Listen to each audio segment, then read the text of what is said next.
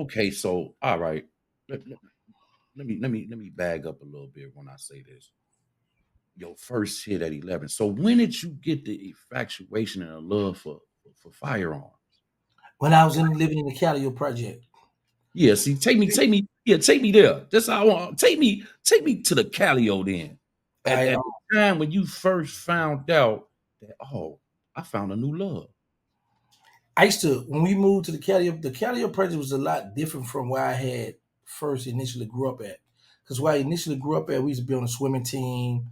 I had learned how to sit out the store. It was a store called A&P, like a big grocery store. So I learned how to sit out a store. But moving to the Calliope project, now we in the project. You hear shooting all the time. You see the little youngsters in the courtyard selling drugs. They got the nice polo shirt. They got the nice clothes, the nice tennis shoes. You know what I'm saying? So it's my mother, my two brothers, my aunt Linda, her daughter Doocy, Curtis, LaVamp, and myself. It's 8 of us living in a 2-bedroom project. Oh, You see what I'm saying? So, what I should do a lot, and we stayed on the 3rd floor. So what I would do, I would just hang out in the window on the 3rd floor in the window of the house and just watch everything going on in the courtyard. Watch they're playing football, or people just walking, buying drugs, or getting riled, shooting. I am just witnessing this stuff. I'm watching. I'm infatuated with it because the neighborhood I grew up in, it was it's a bunch of boys around there, but we were young. It wasn't nothing too much, because you're in the neighborhood. right. But in the project, you got children on the courtyards ripping and running this run. You like, what the world? God, there's a lot going on, right? Action packed.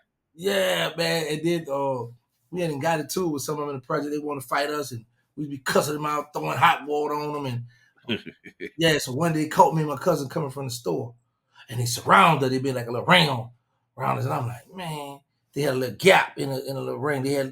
I saw a weakness, and I took off through the little, left my cousin with them because he really was from back there, so they knew him, but they wanted to fight him because he was taking up for us, his cousins.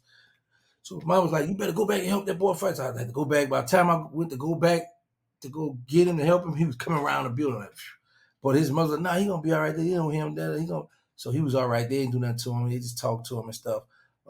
But it was this young boy around my age.